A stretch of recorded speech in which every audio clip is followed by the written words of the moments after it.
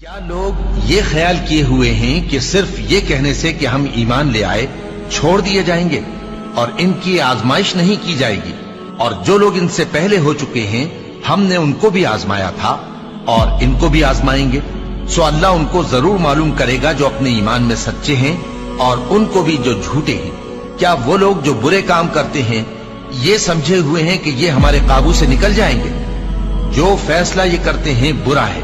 جو شخص اللہ کی ملاقات کی امید رکھتا ہو تو اللہ کا مقرر کیا ہوا وقت ضرور آنے والا ہے، اور وہ سننے والا ہے، جاننے والا ہے۔ اور ہم کسی قدر خوف اور بھوک اور مال اور جانوں اور میووں کے نقصان سے تمہاری آزمائش کریں گے، اور صبر کرنے والوں کو بشارت سنا دو کہ ان لوگوں پر جب کوئی مصیبت واقع ہوتی ہے تو کہتے ہیں کہ ہم اللہ ہی کا مال ہیں اور اسی کی طرف لوٹ کر جانے والے ہیں۔ یہی لوگ ہیں جن پر ان کے پروردگار کی عنایتیں ہیں اور خصوصی رحمت بھی ہے، اور یہی سیدھے رستے پر ہیں۔ اور اے پیغمبر، ہم نے تم سے پہلے کسی آدمی کو بقائے دوام نہیں بخشا، بھلا اگر تم مر جاؤ تو کیا یہ لوگ ہمیشہ رہیں گے؟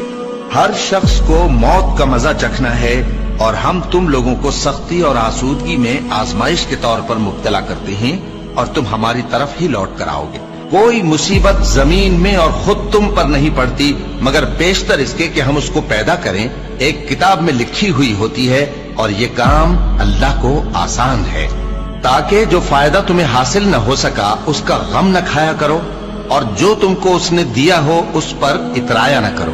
اور اللہ کسی اترانے اور شیخی بگاڑنے والے کو دوست نہیں رکھتا۔ اور ہم نے تمہیں ایک دوسرے کے لیے آزمائش بنایا، کیا تم لوگ صبر کرو گے؟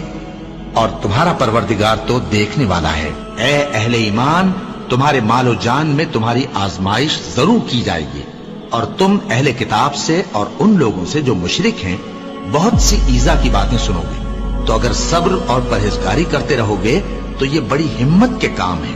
کیا یہ دیکھتے نہیں کہ یہ ہر سال 1 یا 2 بار بلا میں پھنسا دیے جاتے ہیں، پھر بھی توبہ نہیں کرتے اور نہ نصیحت حاصل کرتے ہیں؟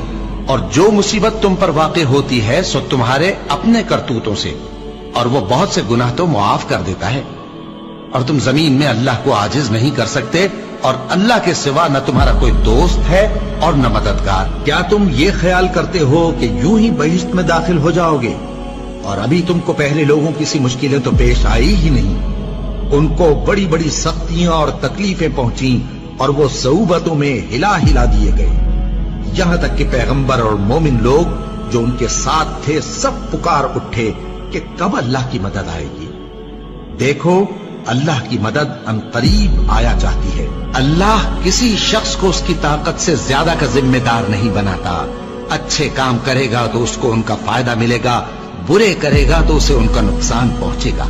اے پروردگار، اگر ہم سے بھول یا چوک ہو گئی ہو تو ہم سے مواخذہ نہ کیجو۔